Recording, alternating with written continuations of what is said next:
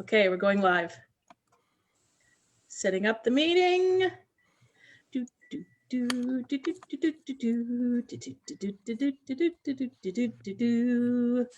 Done. Redirecting to Facebook. We're probably live right now. Hello. I was just connecting my dialysis. Hi. Hello. Hi, OAC. Hello, hello, hello. Cheers. All right. Shall I just start with our intro so we can get going? Is that okay, everybody? Correct. I assume it's okay. Hello, OAC. My name is Karen Boyte. I am part of the Ontario Autism Coalition and a member or part or something of our board of directors. From time to time, we host Facebook Lives as an extension of the discussions on our page. And tonight we're talking about services for autistic children in Northern Ontario. Joining me this evening are three of the OAC's directors, Alina Cameron, Sean Staden, and Bruce McIntosh. I'll get them to introduce themselves in a sec. Okay, so tonight we have a lot to unpack. Before we do this, we'll need to look at how we got here. If you're new to the OAC, some of this information may be confusing, to say in the least, and or upsetting. We hope that you'll bear with us, and in time, you'll start to see a larger picture emerging. So here's what I'm hoping we'll cover tonight. We'll give you a quick overview of the OAP's stakeholders and who they represent. The OAP is the Ontario Autism Program. I'll ask our experts why services have virtually stopped for Northern families, while therapy centers have stayed in operation in Southern Ontario. We'll ask our experts, Alina and Sean, to discuss what life is like in Northern Ontario for families seeking therapeutic services. And we'll ask them how they've managed to set up services for their kids. And finally, will we be seeing a needs-based system delivered as promised by our provincial government in April 2021? So, ready, guys? When you are, yeah. Yeah. Go for Ready, it. guys? All right. So, Bruce, who the heck are you? Cook, bottle washer, general dog body, founding member of the OAC, currently the immediate past president, about to be past president. Don't know what they're going to call that. Just a collection of has-beens and formers, you know me. Sean? Yeah, I'm Sean Staden. I live in Sudbury, Ontario. I moved up north from Southern Ontario, which a lot of people may or may not know. I moved up in my mid-20s, chasing girls and money, I guess. I don't know. I'm a father. Girls and you went to Sudbury for girls and money? Yeah, that was a bad joke. I don't know what I'm talking about. Chasing the dream. Okay. I'm living the dream. I'm a father of 2 kids on the spectrum. I founded a little parent group here in Sudbury. I'm a director of the OAC, and for a living, I work in an underground mine. You're a miner. Now don't go that far. I'm an electrician at a mine. Okay. And I'm the shop steward for the mine. So I'm a union organizer and that kind of stuff. And that's where my heart is. And that's where I've started in advocacy and obviously led into more work, right? Okay, so we've got a card-carrying Tory and a union shop steward here. Not card-carrying anymore. Will there be fireworks? Will there be fireworks tonight? Alina, say hi, please. Hi, everyone. My name is Alina. I am in Slate River, which is just outside of the city of Thunder Bay, up in northwestern Ontario. I'm mother to 3 young girls, one of whom is on the autism spectrum. Her name is Fiona. You might have heard me talk about her here a few times. I am part of the leadership team of Northern Autism Families Matter here in Northwestern Ontario. We're an advocacy group. I'm a member of the Ontario Autism Coalition Board of Directors as a Northern parent representative, and on a couple other committees in the North, Northern Capacity Building Advisory Committee, helping with some activities here locally as well. So, hi. Oh, and in my past life, I was an infectious disease epidemiologist. We should pin that and talk to you about COVIDs, I think, one of these days, huh? Sure. Sure. So, Bruce, let's start with you. Let's start at the very beginning. Very good place to start. I want to ask you about stakeholders and how many stakeholders are involved in this OAP business. First of all, tell me, what is a stakeholder?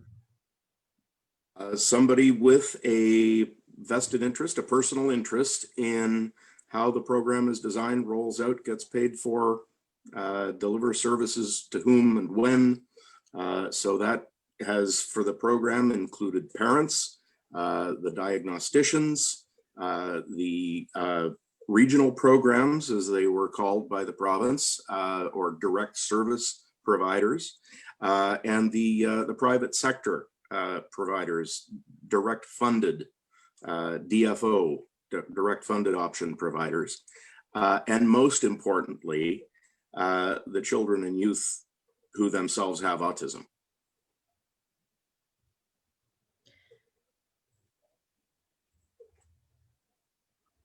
I'm sorry. I'm sorry. I had a bit of a brain fart because I was going to get you to elaborate a little bit. You said don't use bad language. I did say don't use bad language. Because in my head, what's spinning in my head is the complexity of all the different players, you know, and so how do we break that down and share this with our community so that it's not too overwhelming? So I'm going to ask you about something else real simple. What is flat rate funding and what are the childhood budgets? Flat rate funding is a per hour payment for service for a particular child or youth with autism, and it is paid at a rate regardless of geographic location or the particular service, be that ABA or speech language pathology, occupational therapy, regardless of the service being delivered, regardless of where it's being delivered or by whom it is being delivered. What is a childhood budget? A really, really stupid idea. Okay. Oh. How does it relate to flat rate funding? Well, it's basically flat rate funding per child, regardless of their level of need. And this is a rather foolish thing that that woman did, based on the fact that we have a spectrum disorder and all of our children are unique. Okay, let's not get ahead of ourselves with that woman, all right? Let's not get too far ahead of ourselves. Okay, so in February of 2019, what happened? Well, that woman blew up the program. We had just gone through 2 years, almost 3 years of overhauling what had been in place for, at that point, about 20 years, which was the old Ontario Autism Program, sometimes called IBI. It had a very low intensity variant called ABA. They were both ABA, more on the acronyms if you want, but it just gets more confusing. But it was a program that had been designed by the Liberals after the fight that we had with them in 2016. They had tried something similar to childhood budgets, in that they were going to basically cut children off of services at age 5, or at least on their 6th birthday, and give all of them just a little $5,000 thank you and goodbye, and children 5 and under would continue to receive varying levels of service depending on what the clinician thought they required. There had been an enormous wait list, and a wait list that was growing for all of those 20 years, and but it was starting to move. Yes. because of what we did. So Bruce, tell me a little bit about that period after the fight in 2016, where we had an unprecedented win and the Ontario Autism Program was starting to change into what became what we understood as the Ontario Autism Program. And what did it look like, and what services were provided to families in those last days of the Wynne government as they were revamping the program? So the overhaul was done by a fellow named Michael Koto. He came in as sort of the replacement minister. The woman that was minister when the Wynne people picked their fight with us was a woman named Tracy McCharles. Michael came in and he had instructions to basically fix it. That involved about $200 million in additional funding, and he struck an advisory panel. Sound familiar? That was made up of stakeholders. There were parents, there were representatives from the service provider community, both direct funding and direct service. There were organizational representatives. Mark Spolstra was there from Autism Ontario. I sat there on behalf of the OAC. There were other individual parents. There were speech language pathologists, an occupational therapist. There were a couple of teachers. And together, over the space of about 19 months, we set about fixing the things that had been wrong with the program for a very, very long time. And as a result, we were getting some progress on the size of the wait list. We got balance in the responsibilities of the people and we eliminated some conflicts of interest that were there, added some accountability. We really did improve the situation. Of course, when the Conservatives came to power, they didn't really look at, despite what they said they were doing, that, trying to improve things. They basically took the attitude that, well, if the Liberals did it, it's wrong. And that's what led to blowing So Bruce, it up. Before we push on to the Ford government, just one last thing. Tell me about what the Ontario Autism Program was going to look like. It was going to look like a system where when a child applied, or their family applied on their behalf, based on simply a diagnosis of autism, regardless of their age, regardless of their level of need, they would be assessed by a clinician who would make a determination about what they required in order to address their particular package of stuff, be it behavioral or speech, social skills, what have you. It was primarily ABA focused, but speech language, occupational therapy would be paid for on a consult basis. And going forward, we were seeing kids getting the service that they needed at a level they needed. We increased the rate per hour from what had never been changed in, I guess 11 years, roughly. So we brought that up to date. And so families who were on that direct funded option weren't going out of pocket. There was a list of things that we didn't get to before the election. We left a roadmap, but obviously things went into the ditch. And but it was a working program, and it just needed time to unfold as we intended it to. Mm-hmm. Alina and Sean, I'm going to get to you. I apologize for making you wait here. No problem. So Bruce, there was an election in the spring of 2018, yeah. And in February of 2019, the new version of the Ontario Autism Program was announced by Lisa MacLeod, who was the minister in charge. What was that announcement and what happened?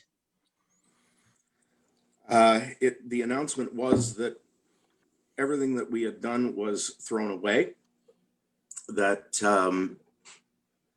the kids who were getting service were going to get a flat rate, that it's really traumatizing to think back to the misery, and I'm sorry. It was a horrible, horrible move.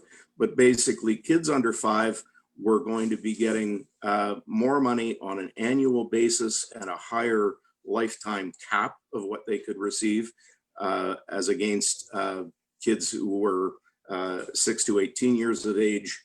They'd be getting a small fraction of that, and it had absolutely nothing to do with a kid's level of need.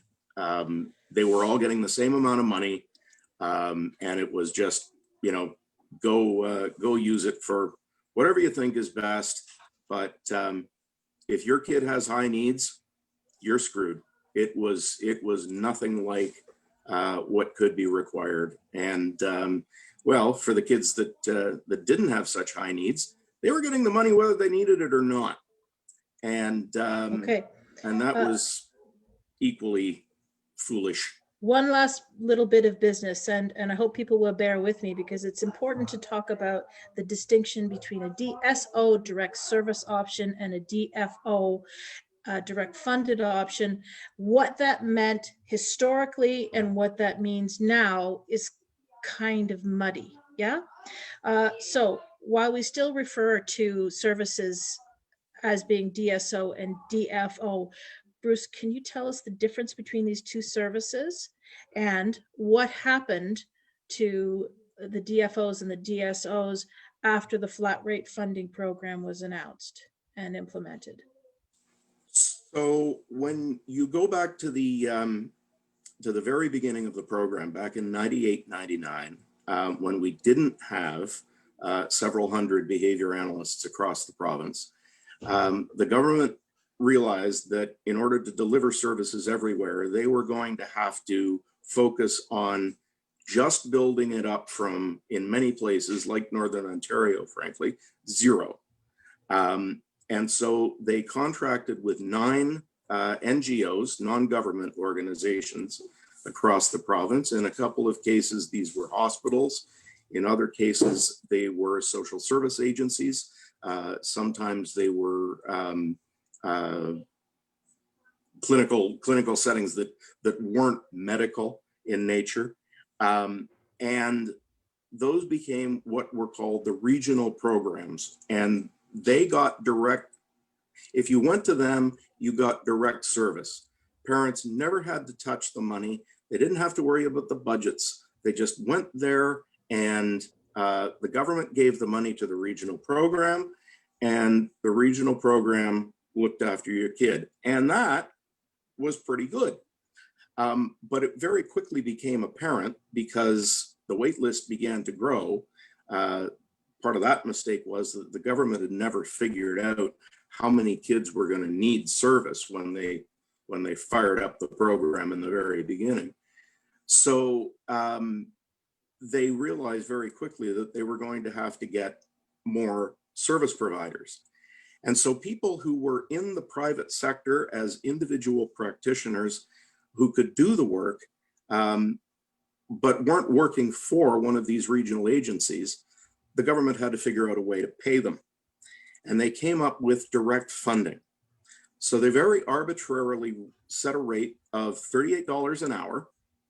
And the parent could, if they came to the top of the wait list, get an assignment of the number of hours they would receive from the regional program, and then go to one of these direct funded agencies and say, okay, they're giving me funding for X number of hours per week.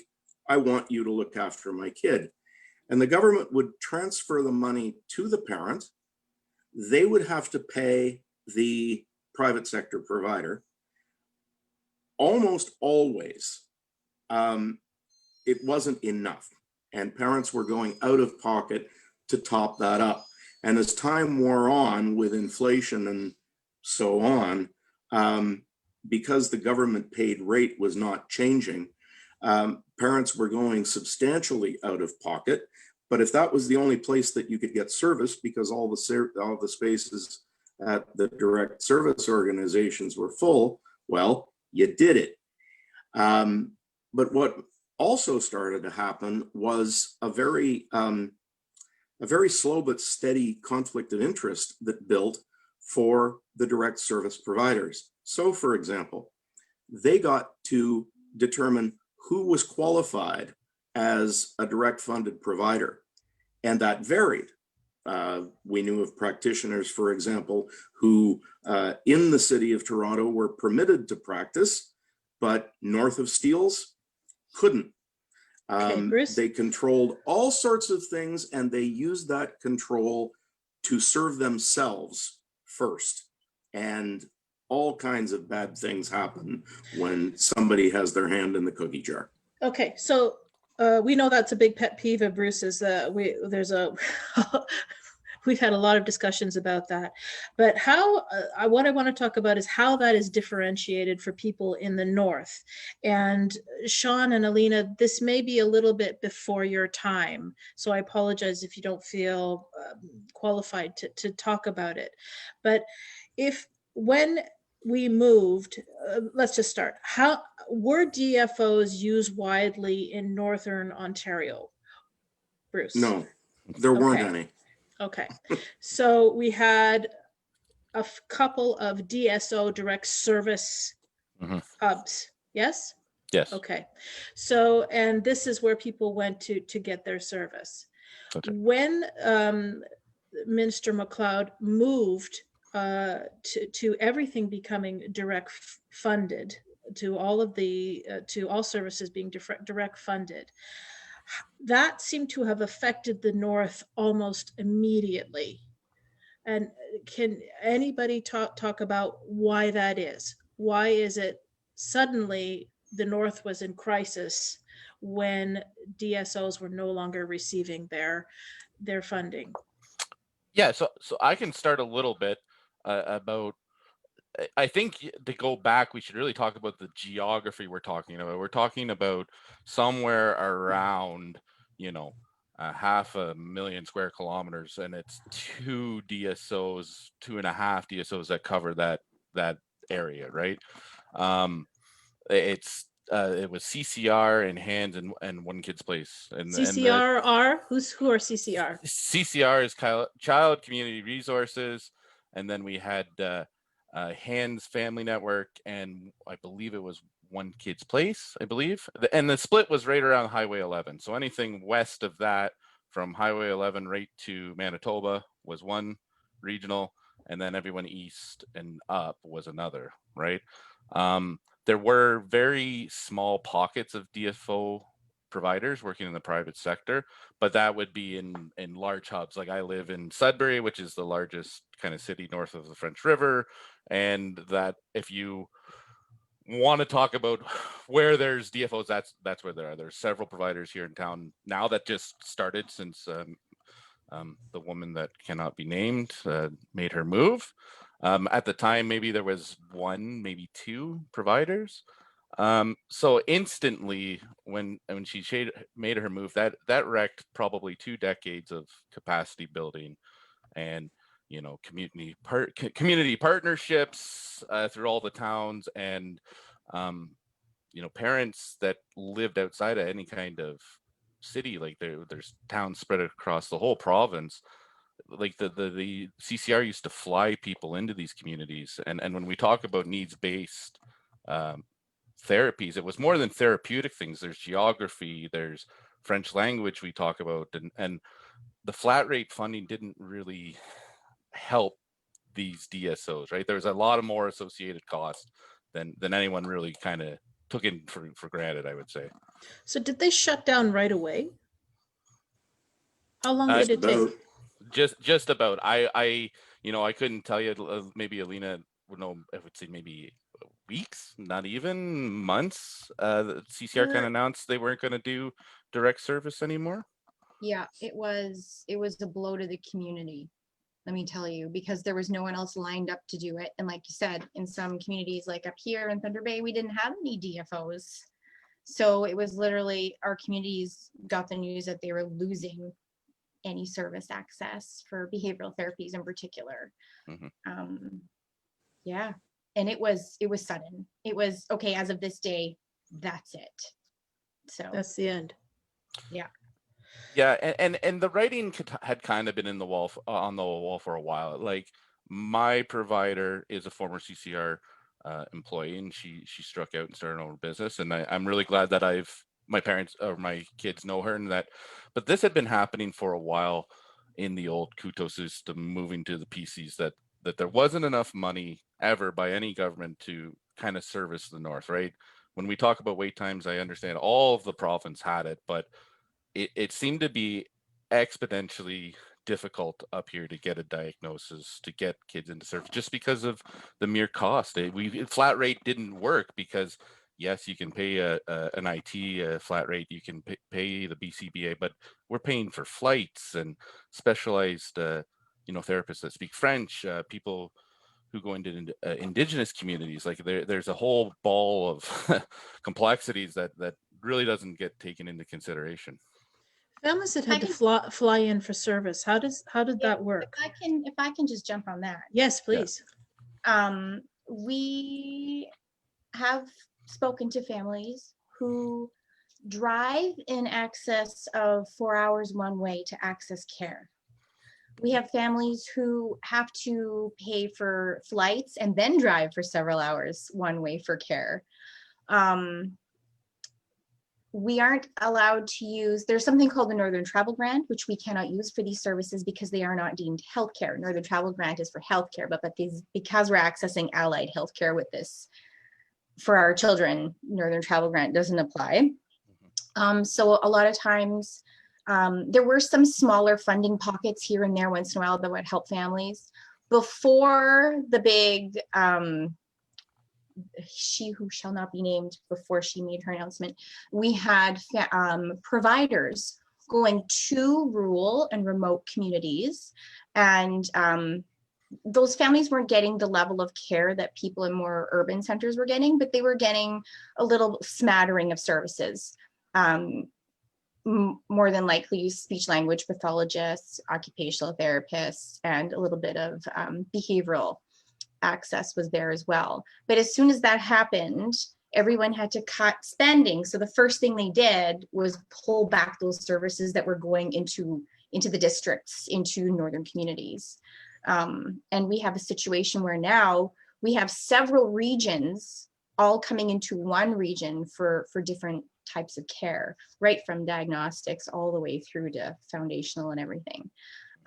Now we call the need for travel a terminal barrier, because families cannot afford that travel, especially when we're talking about families who are coming in for large blocks of care. If you're coming in for a block of behavioral therapy, you have to pay for rent or a hotel for several months.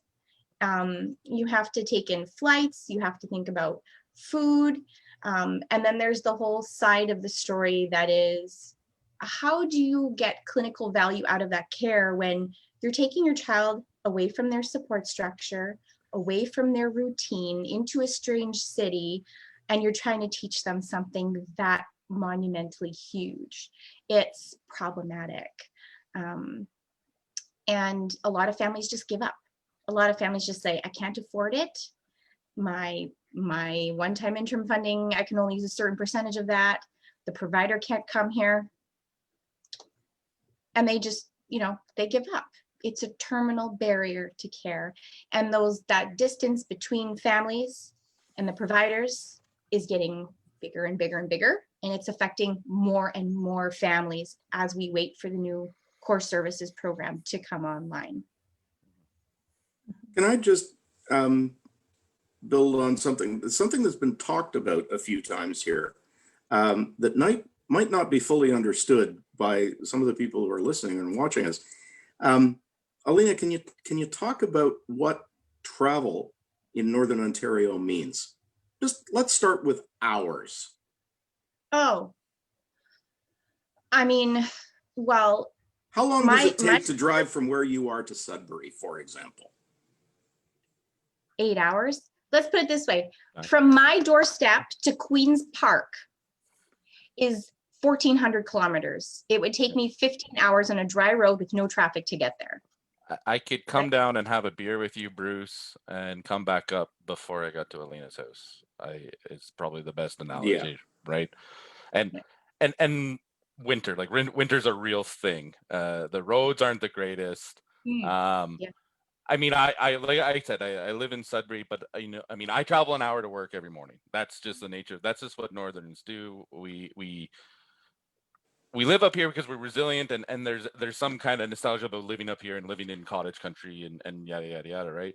But to have to bring your kids and kind of go through some of the stuff that families are going through in Manitouwadge, in Wawa, in Kirkland Lake, these places that are very important economically to the province. We have lots of mining and natural resources camps. It's very important, but they don't get the same level of care as their peers in Southern Ontario, and then that's just the facts. And it's unfortunate that people have to decide whether they want to stay with their families and their support networks or pick up roots and move.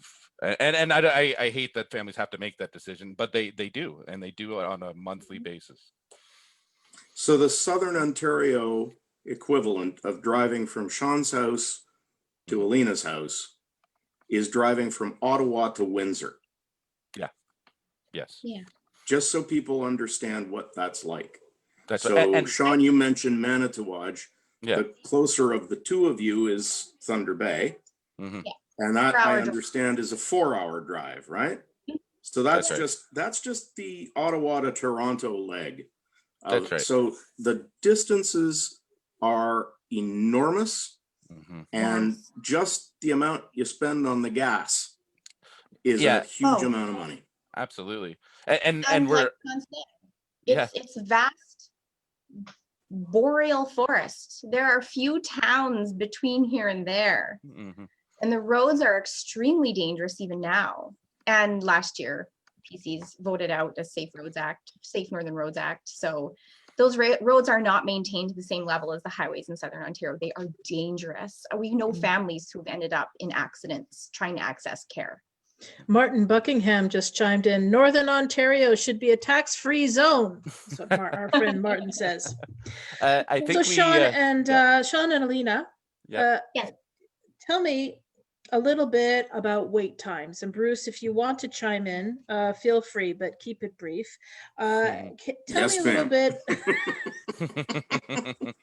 Tell me about wait times for Northerners in terms of getting a diagnosis, determining levels of need, and finding a provider.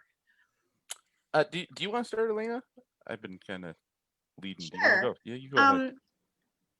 I'll go ahead. With my daughter, we were on a wait list to begin. We started looking for answers for diagnosis at around the age of 6 to 8 months. We started our journey there, talking to our family doctor.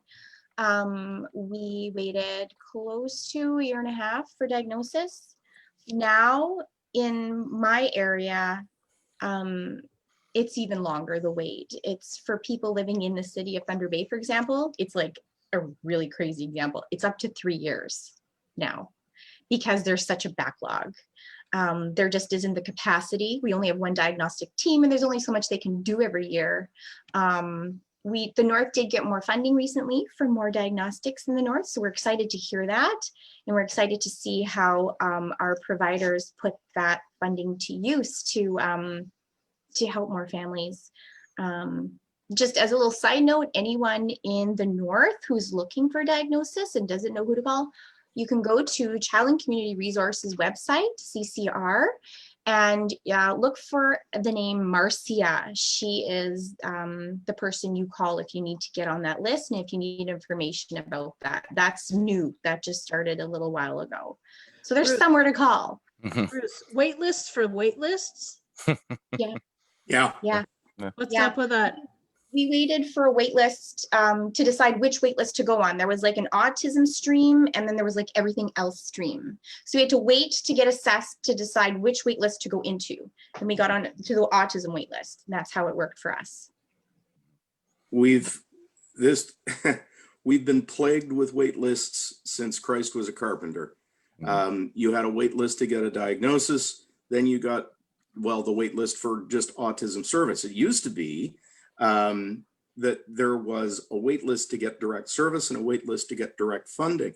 It's only just at the beginning of this year, despite what has been said, and this was a myth that the bureaucrats tried to tell us under the Liberals, that there was only one wait list. Never true. The whole point of it, though, yeah, it was to some degree the result of a lack of capacity to deliver service. But really, if you had more than one wait list, then each wait list didn't look as big, and it was a PR game as much as anything else, and of the worst type, because the people who were being stepped on in order to allow that little bit of public relations bafflegab were kids. So after you get your diagnosis, how long do families wait before they actually walk through the doors and talk to a clinician? We're still waiting. I mean, we got our one-time interim funding, but technically we're still on the wait list. And Fiona is turning 6 in next week. So you've never spoken to a clinician to determine the level of need and the level of service that your child requires? We just started accessing one of the DFOs here in Thunder Bay. And we just started that like a month ago. That was our first time. What about you, Sean? So our journey, diagnosis in Sudbury at the time of 2017 was probably somewhere around 18 months. And we're talking about a city that does, have somewhat capacity. It was still 18 months. And when my wife would call or whatever, the last child who entered service, it always seemed to be the same date. It was never moving months after months, right? For us, after going through our MPPs and getting questions in question period, it was pretty obvious to my family that we weren't going to wait around. I'm extremely privileged. I understand, there's a lot of families out there that can't do the options that my wife and I did, but we were able to pay for a private provider. I sunk my retirement into finding a provider. And my little girl's been in service for, nearly 3 years now. And I don't even like to think about the amount of money that I've spent. But there's plenty of families in the city that are like, our private providers have wait lists. Some families, they speak French at home. And that's a very common thing in northeastern Ontario. They speak French at home. That's their mother tongue. So there is service there. However, there's wait lists, and quite honestly, there's so many wait lists to access private therapists that I don't even know how MCCS could be tracking that or know an accurate number, right? I remember we had paid for early intervention, and we got our letter from the ministry saying that we could now access it after we had bought and paid for it and kind of moved on, and it was like a 6-month program, right? So it's very discouraging. I know we keep hearing April 2021, and I just it's tough for me, and that's why we want to get involved and want to reach out to those parents out there that things have changed. It's not all doom and gloom up here. If it wasn't for people like Alina and other parents we've met along the way, for Bruce, like this wouldn't have got brought up, and it's important to keep raising it, right? Because I don't know where, like, my little girl just started talking this year. I don't know where she would be if we hadn't been able to pay for it, but that's not the Ontario I really want to live in. Yeah. No. Okay, deep breath, everybody. Yeah, let's just do it. Bruce, Okay. sacrifices. Sean alluded to some. What kinds of sacrifices are families making in order to pay for therapy?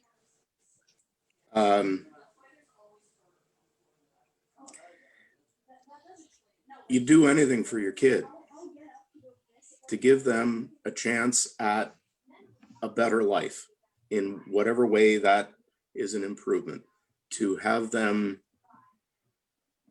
acquire the skills that they need in order to survive, especially after we're gone.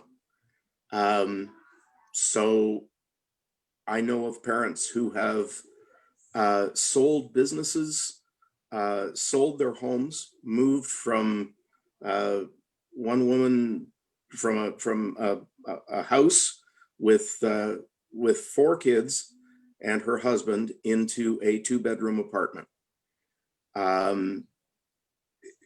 People mortgage and remortgage. They, well, we did a survey. It's probably, I don't know, it's probably 8 or 10 years ago now, but we learned that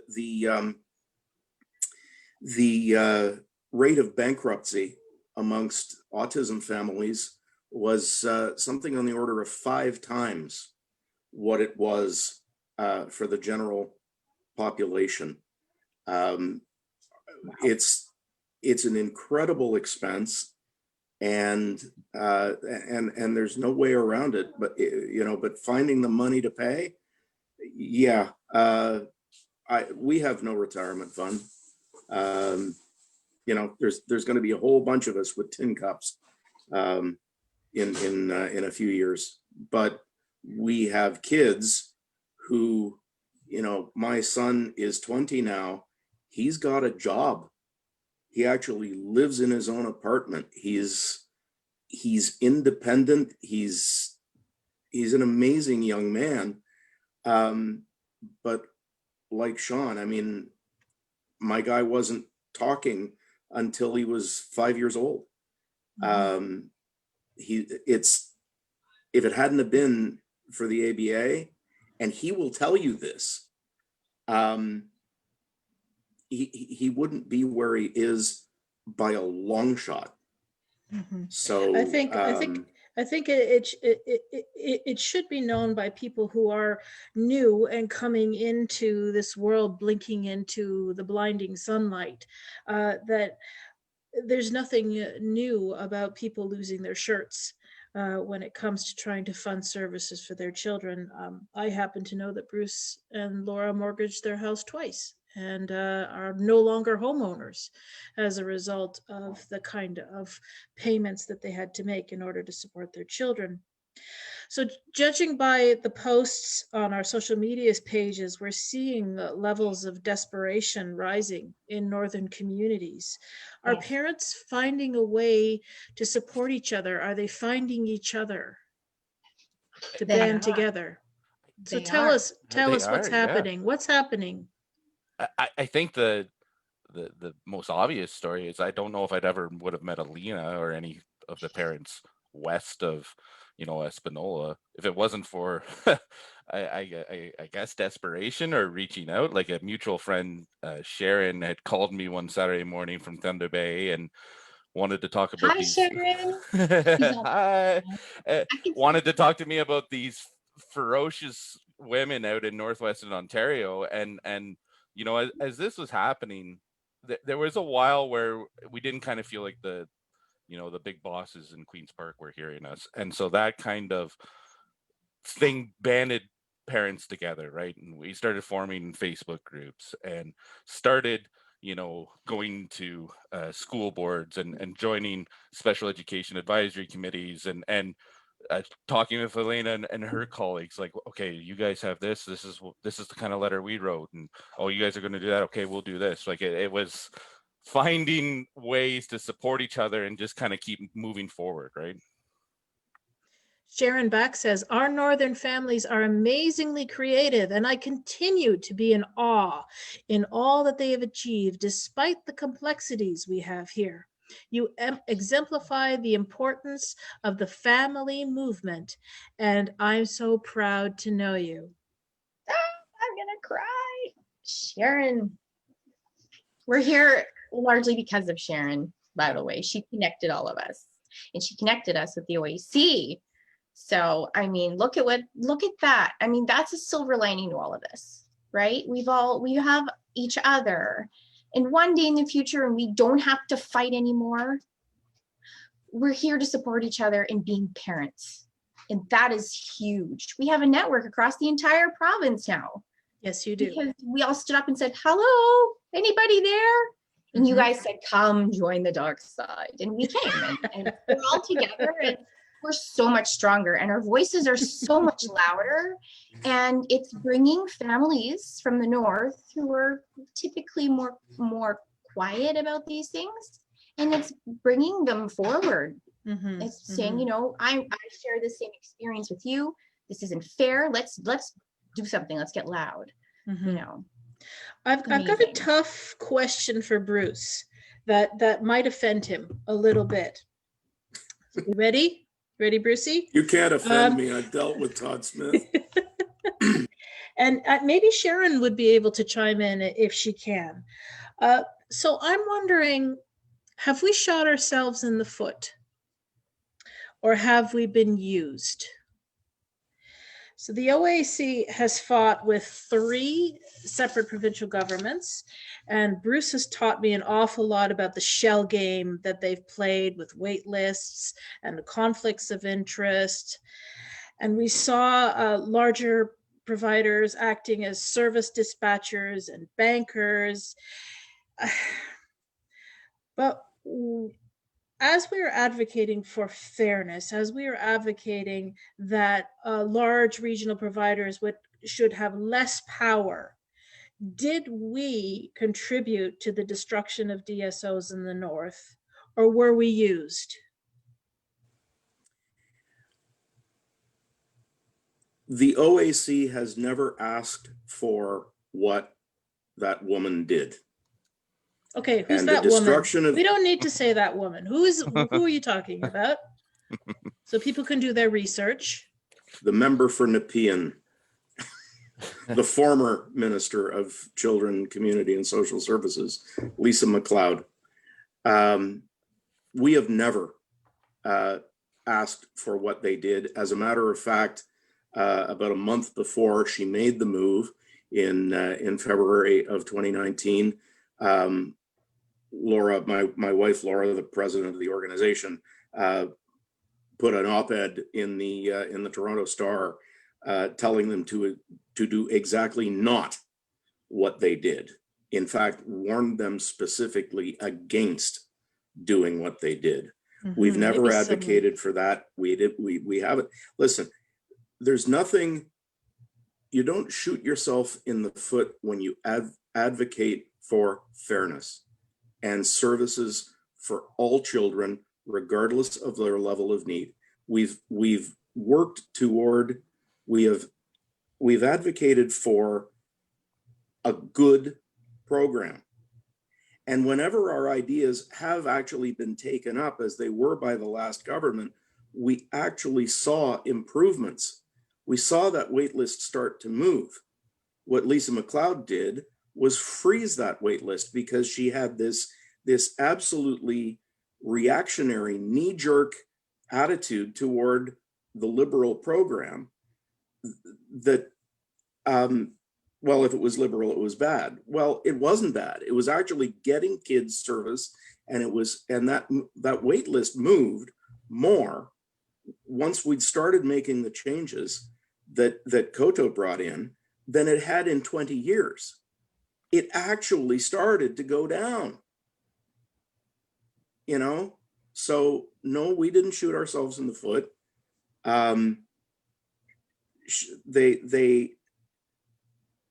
They blew up what was a good thing that needed some improvements, not a wholesale destruction and replacement. And what has come about because of that destruction,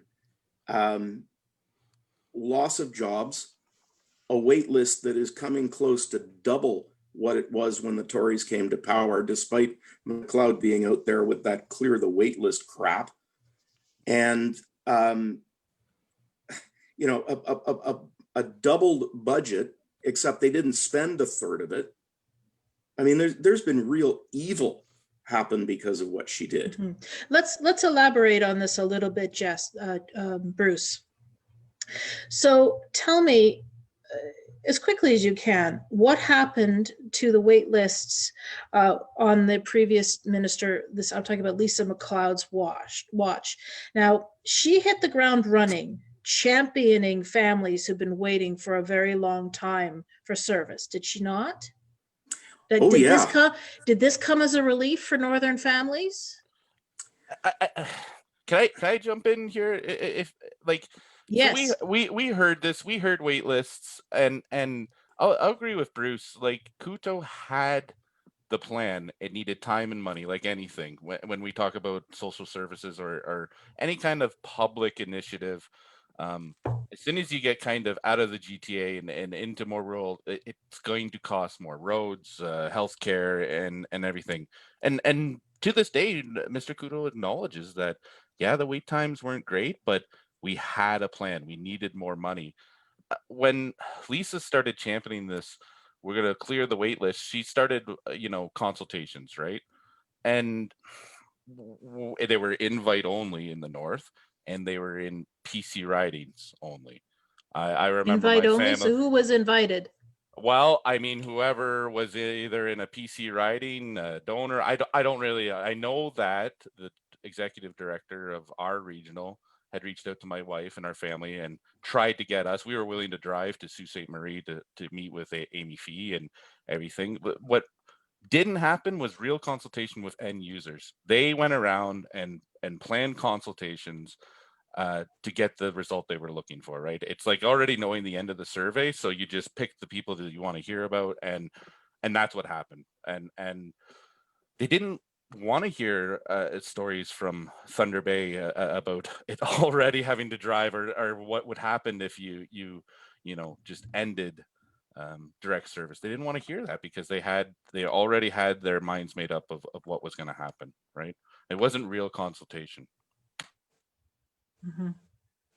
Did either of you experience what happened at these consultations? Do you have?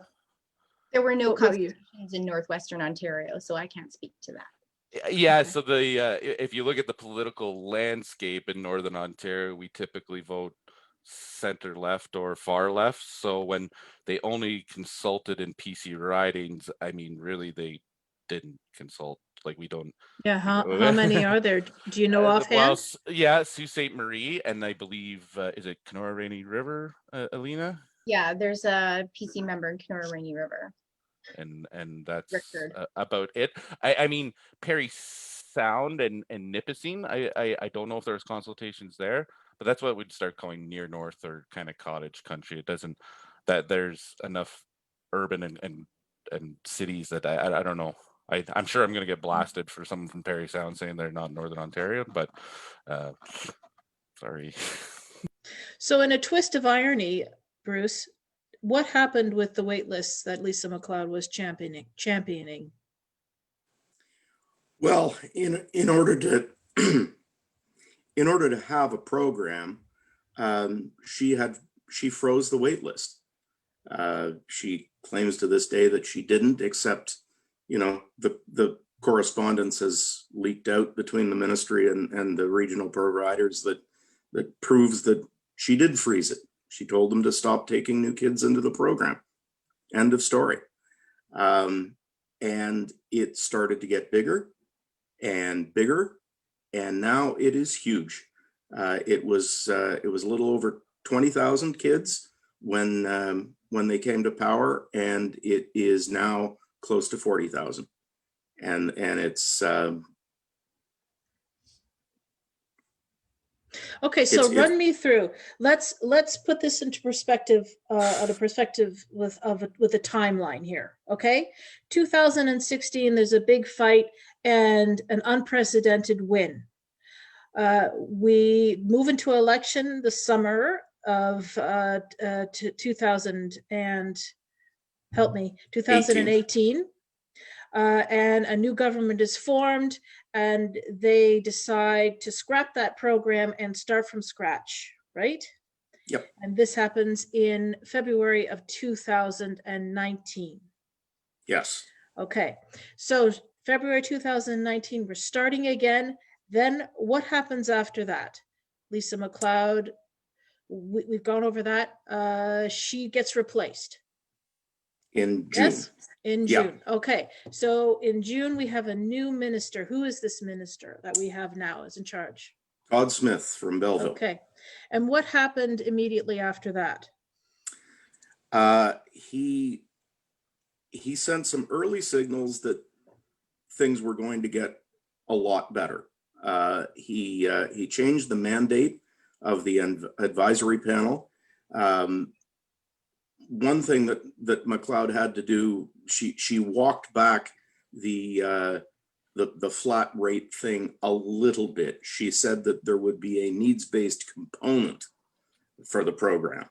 And the advisory panel was told that they could only give advice about that component. Smith opened it up and said, you can weigh in on the whole thing.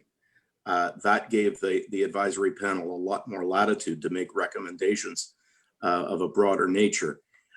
He started touring the province on what he called his listening tour, and he changed the format from the sort of closed door invite only that McLeod had done, and it was sending the signal that we might have we might be getting in an about face. That was never the case. That was window dressing, because the advisory panel brought its report down October, a year ago, October 2019, and his immediate reaction was that he accepted all of the recommendations, and he thought that there were some things that could be done very, very quickly, and that they were going to get right down to work and roll out a new program during 2020. They Okay, had so told the Bruce? advisory panel that, and all the signals were there. That was October. On December 17th, they said, nope, gonna take an extra year, 2021. It's always a big problem when I'm not sitting beside Bruce, so I can't, because I She can't can't kick kick him me. under the table. And he's very good at not letting us get a word in edgewise. But I want to just put you on pause, Bruce. Mhm. So we had a consultation period with Lisa McLeod, and then He's out. he's out. He's out. He's taking his toys and he's going home. Yeah. And Todd Smith, the new minister, went on tour to consult with families. Did he make it up north? And did you guys meet him? Yes. We met him.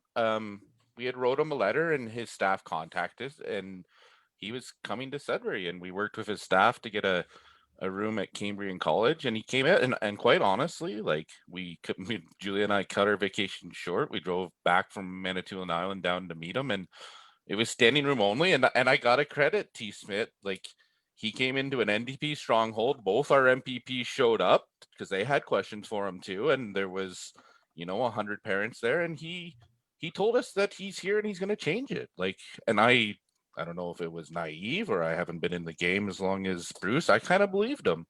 I mean, there was things, we had one pagers and we had notes of our issues, and neither of his staff were taking notes or wanted it. So that was a little bit of a red flag. I'm like, okay, well, but you should take this though. You should read this. But it generally seemed like things were going to change.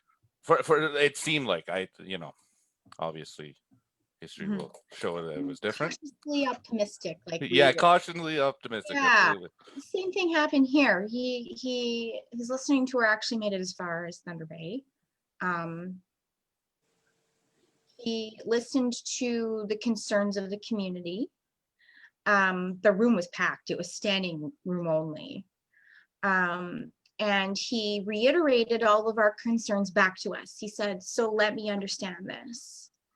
And he listed off all of the concerns we had: service capacity, distances, how flat rate funding doesn't work for us because it's so much more expensive to give care up here because of those distances. We talked about the waiting had already started to impact our capacity at that point. We were bleeding therapists because no one wanted to stay in that line of work because it was so tumultuous. There was no, what's the word? Things weren't stable enough to stay. Yeah. People were leaving to other professions. We were So telling no them job all- security for therapists. right. And there were families there who, and providers there who also brought concerns about housing. We talked to him about everything, and he said these things back to us. So he can never say he didn't know about all of this. He knows. He knows very well all of these issues are here and that they're getting worse. You know, wouldn't you know, all of those things happened. Everything that the families mentioned in that meeting happened, or they got more severe. They affected more families. I had a little red flag because I kind of accosted him at the end of the meeting. He was kind of at the back of the room. And my background is biostatistics. I love a good data set. And I asked him, how do you know how to build this program if you don't know who's going to use it? And I kind of went off on epidemiology about him. And he looked like a deer caught in the headlights. And he wanted to get out of there so very badly. And I went, oh, he's designing a program and he doesn't know what I'm talking about when it comes to program development. Oh, this is great. So that was, yeah, that was our experience with Mr. Smith. Okay, so an advisory committee was struck Yes. after his grand tour of Ontario. And we did have a representative from the Ontario Autism Coalition on that committee. And their findings are available. Maybe somebody would be willing to post them here. We can't go through all of the recommendations. It's a very, very long document. So then there was a promise after the recommendation committee finished their report. What was that promise? Would that be the April 2020 promise? Bruce? Yeah. Yeah, it was April Yep. 2020, and I think all of us collectively went, yeah, right. it was, you know, what's the old saying they always over deliver and under promise? I felt when he said that there wasn't going to be any hope. There wasn't. He didn't take the recommendation seriously, and he wasn't listening to the bureaucrats that worked in the ministry about how complex this program really is. And that was my feeling right off the bat. I said, well, this is the shell game, right? We'll just keep moving the goalposts. Mm-hmm. What was your feeling at the time, Bruce? Can you remember, without any filters, how you felt after the recommendation report came out? Even at that point, I cautiously optimistic, and I'm not. I don't think there were any rose-tinted glasses, but you know, I have a friend who often says, you know, government moves very, very slowly until it doesn't. We in 2016, when we had the huge fight with the Wynne Liberals, it was 92 days from the announcement of the age 5 cutoff and all of that to Michael Coteau coming into the portfolio and an extra $200 million and the immediate installment family for all funding, rather, for all of the families that had been kicked out of the program. 92 days just to fix what they broke, and then embarking on a process to overhaul the whole program. Okay. So, you know, from October, looking 6 months ahead to April, ambitious, but not entirely unrealistic.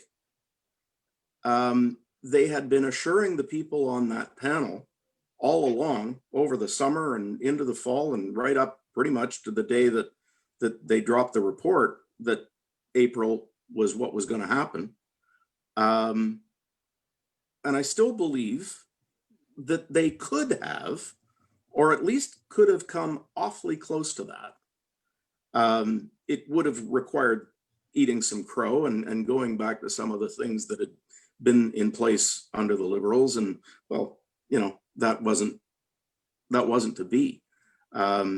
What ultimately happened was they've given us another year of the McLeod policy, and I'm among those that I am fully expecting that that they're going to use COVID as an excuse, and we're going to get an additional delay.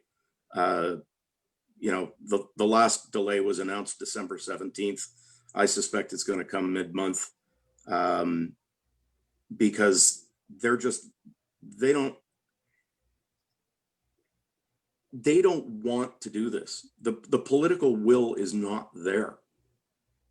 You know, if you've got a $600 million budget and you can walk away from that having not spent almost 200 million of it, nobody's trying here. Yeah. Nobody's actually got their back into this. I just don't believe it. And we're about to get screwed again. Now there is an implementation committee. The OAC was not invited to participate in the implementation committee, so we're not on the inside at all. Do you have any thoughts or any hopes that the implementation committee will be able to present a program and run it by their new deadline of April 2021? You've said no. I don't want to be insulting. They say they're planning. I'm not going to insult the people who are on that panel. There are some very fine people on there, but they like the last panel and like Amy Fee before that have been turned into props. It is window dressing. They are not, I do not believe, having a meaningful effect on this whole process, because I know some of the people on there. I know that they feel a sense of urgency. I know that they know how important it is. One of those people is Sherry Fournier from CCR that we talked about earlier in Sudbury. I know her. She's a good person, and they are not, there is absolutely no indication that they have had any effect on this process whatsoever. It has dragged with no progress updates. When the progress updates have come, they have only been an indication that they're behind schedule. And I just, I'm sorry. I know what good proactive policy development looks like. This ain't it. No. And there's no transparency to the process. So families can't plan for the future. Providers can't build capacity anywhere in the province because they don't know what the new program is going to look at. And when I say the new program, I mean core services, because that's going to be the bulk of it, at least we hope. And until they know what that's going to look like, they can't, put down the foundation of anything in their organizations, because where do you put your money? Mm-hmm. Right? It's impossible. I mean, so during all this up north, speaking of Sherry Fournier, we have been doing some northern capacity building. It's very minor. It's like pilot projects, but I think it's important work that's happening in northern regions, in the 4 regions that CCR services, and remembering that other regions come in as well for services to these regions. That we're sitting down and we're looking at how to help the small DFOs that have popped up in these regions, and how to help them, hire more RBTs or, whatever they need to build capacity. Unfortunately, this program is temporary. It's little bit of funding. Wish we had more. because there's so much more that needs to be done. But at least we're having those discussions. The discussions I think MCCSS should have had a long time ago about what these providers need in order to ramp up operations. And I mean, we're still sitting in a place here in the district of Thunder Bay and Thunder Bay proper, where we're still losing capacity. The capacity building committee is trying to get more behavioral therapists in town, and we're losing them as we're doing this. So we aren't gaining anywhere. And it's the longer they wait on those core services, the less likely any of the pillars of the new OAP are going to be able to stand up here. And it goes back to what Bruce talked about, and it's key, and anyone watching this has to remember political will. And sometimes MPPs need to remember, you know, that they can steer a party, and political will can be refound. You know, we, with Sherry Fournier's help and some of the advocates up north, we got that money because we wrote letters and we asked our MPPs to get involved. We asked MPPs outside of our region, you know, with the whole might of the OAC and being able to punch above our weight. Those kind of things happened, and it's hard because the recommendations is a 60-page document, and Mr. Smith has the whole power of a ministry to read that, and every time there's a question asked, you know, the committee is still going through the recommendations and still working to action them. I mean, this is not a functioning committee. I think it's going to come to a moment where, you know, the people who need to use these services need to remind them to find their political will to make this happen, right?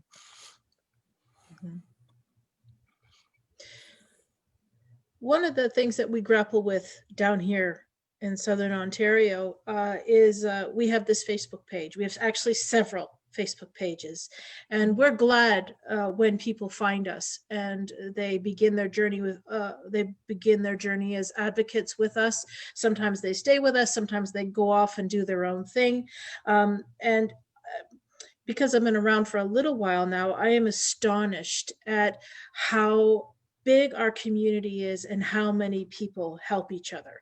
It's extraordinary. That being said, there seems to be, I'm sure COVID is a factor, I'm sure fatigue is a factor, that the onus on the big fight is always on the people who are affected the most. So it is the parents of the very young children who have the highest stress, the largest responsibilities, the most debt, and we turn to them, we look to them to lead the charge, you know. And we have a problem, which is that there's a very large percentage of our population who have no sense of what services look like or once looked like or what their kids could have. Yeah. So how do we help fellow parents educate themselves and understand what has been lost? Big question. That's a big question. As someone who's been kind of in the private sector and paid for a lot of it, I've seen the gains and I know what's possible. I know what good governance and a good program could look like. And you know, for my family, you know, I think we're going to be okay. We have the economic means to help, but I continue to, you know, advocate and do this so that other parents. Sean, you just told us a little while ago you spent your retirement savings. I did. You're gonna be okay? Yeah, we're gonna like that's very sweet. Yeah, you know, most people don't okay. spend their retirement savings on you know, services that their child needs in order to thrive in life. Yeah, so I you know, I mean, when I started economically, like as a 19-year-old, I had been putting away, but then, you know, my economic change where I got a good union job and I was able to make a decision that, yeah, you know what, I can take this money that I have in RRSPs and I can put it towards my child's future because that's what I'm going to do. If she doesn't get these kind of services now, what am I going to end up paying when she becomes an adult? Is she going to have to live with me and my retirement savings won't really mean anything when I have to buy a house and you know, have her live with me and not be able to thrive and be her best self, right? And those are the kind of things when I talk to you guys and other OACs that I kind of we had to make those tough decisions. And I know Alina and anyone else that's kind of been in this fight, we're out there for advice. And I want parents to know that they're not alone.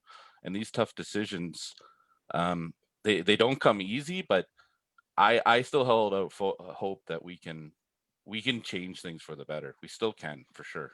And we just can't give up the hope. That's it. Alina, how do we encourage parents to step up? By sharing our stories. That's why I'm open with my family's situation, with what we're going through. That's why I try and amplify voices from northern, rural, and remote locations. Typically, families from the north are more, like I mentioned before, they don't, you know, the northern way is to accept our lot, that things are going to be crummy here, and you just trot on. Yep, Southern Ontario gets all the cool stuff. Sucks here. Let's just get on with our lives, right? And stepping out and speaking up is kind of like, not a lot, you know, not a lot of people do that. But I think that there's so many more families finding themselves in this fight, not because they were looking for it, they just get sucked into it. They're saying, you know what, this isn't right. You know, families who were getting services and have lost them, they're coming forward. Mm-hmm. Families who find themselves on the OAC page and all of a sudden they're Northern Autism families, they're coming forward. They might not want to put themselves out there, but they'll share their stories. And we collect these stories. But what's it going to take? Here we have this nice guy like Sean, you know, saying, well, you know, I'll just do my best, suck it up, you know. Bruce, talk some sense into Sean for me, please. We fight. Well, fight.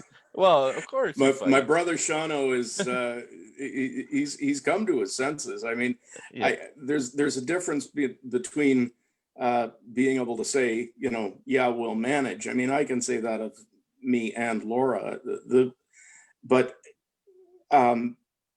you gotta look around. Well, Sean said it at the beginning of this. I'll call it a broadcast. I'm still not comfortable with exactly what you call these things, but he said it at the beginning. You know, that's not the Ontario I want to live in. Mm-hmm. You know, I've had that feeling several times over the course of this campaign. I had that feeling way back in the beginning when I came to understand the soup that our family was in, a boy that was never going to get to the top of the wait list before he aged out. But I had that exact same feeling again in 2016 when I went to the very first news conference at Queen's Park, and I heard other parents talking about being in the same mess, you know, 10 years, more than 10 years later of what Laura and I had experienced at the beginning, you know, having to sell stuff, having to, you know, remortgage, having to do all of those things. And there hadn't been meaningful improvement. And we started to make that improvement 2 years ago. We actually did. I can show you the numbers that prove that we did. And then it got blown up. Well, if we did it once, we can do it again. Yeah. And if not just for ourselves, look around. Yep. Because those of us that can say, you know, we'll manage. We've got the, you know, well, Sean called it privilege. You know, we are fortunate enough to be able to do that at significant cost, no argument, but we've been able to do it. But I know thousands of families that couldn't, and that's who we fight for. But it's not, it's about taking the big picture view of not just what goes on at our house, but what goes on for other families, and not just now, but down the road. And when you do step back for a moment and consider those things, you get pretty friggin' angry, pretty friggin' quick, Yeah. and then you get pretty thick. I almost did it. Active. Yeah. And that's 100%. what's happened to each of us. Yeah. Karen, it happened to you too, didn't it? Yep. Yeah. No industrial language. Yes, there, it Bruce. did. Yes, it did. So we're coming up to almost an hour and a half, and I suspect we've lost most people along the way, and that's okay. I think that the people who need to hear these conversations will find these Facebook Lives, and we hope that this was helpful for Northerners and Southerners. I advertise this chat as a North versus South just because it sounded good. You know, that as far as we're concerned, those of us who live down south, there is no versus. We are a team. We are all in this together. And there are significant differences between North and South. I hope this was helpful for anyone who's watching tonight and inspires you to get involved. Hello, Laura. So quickly, Hello. hey, Laura. Thank you, everybody. Laura. Yes. Laura. Okay, so Laura, Yes. you've never been politically active ever in your life. And you want to make a change. You want your voice to be heard. Yes. What are the first 3 things that you can do that are easy to do, even if you feel shy, even if you feel a little bit intimidated by the process of being vocal and making sure that the needs of your family are recognized? Give me some tips. Number 1, do your research. So before you open your mouth, make sure you know what's going on and what it is that you want to say. Talk to the people that have gone before you and get advice from them. Second, I think the easiest thing that you can do if you want to get involved and get active is social media, whether that's Facebook or Twitter. Twitter is an excellent tool to pressure politicians. And the third one that still makes a phenomenal impact today, even though it's a very old school technique, write letters. Write letters to your MPPs, call your MPPs. When it's safe to do so, go in and visit with them face to face again. Tell your story, but make sure that you know how your story is situated in the larger picture. And yeah, those would be my top 3 tips. And hang out with smart people like the people on this call and ask them for advice. Reach out. Yeah, We're for sure. always Absolutely. Okay, one And last when thing you go- before. When you go to make those phone calls and letters, have a look in the files section of the OAC Facebook page, because there's an advocacy kit in there that will give you some of the basics about how to go about that. You're not going to start from zero. Yeah, you don't have to Yep. reinvent the wheel. People have gone before you. You just took the words right out of my mouth. Before we sign off, Sean and Bruce, are there going to be any updates to the advocacy kits that apply to what's happening right now? I will leave you to that. Yes, there will. Yes, of course there's going to be. We are not yet in a position to let the cat out of the bag, as they say. But the game is afoot. Plans are being made. Yeah. We will have something for you real soon now. And some of this hinges on exactly when we want to flip the switch on it.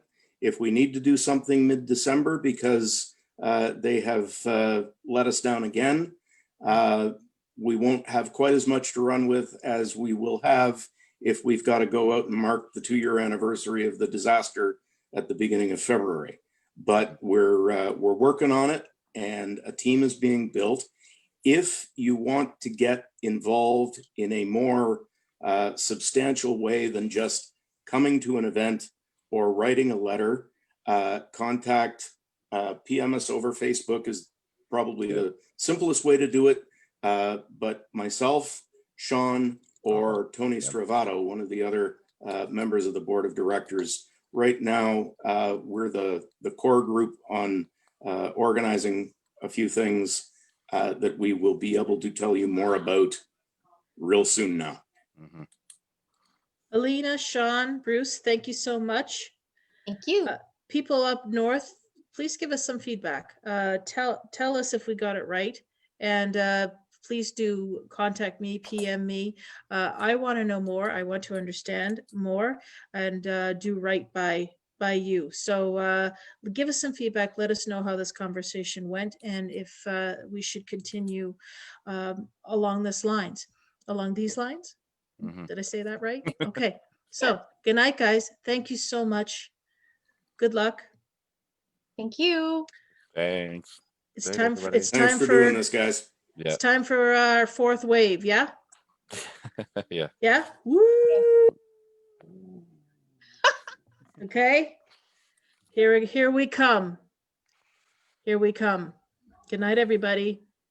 Good night. night. Right.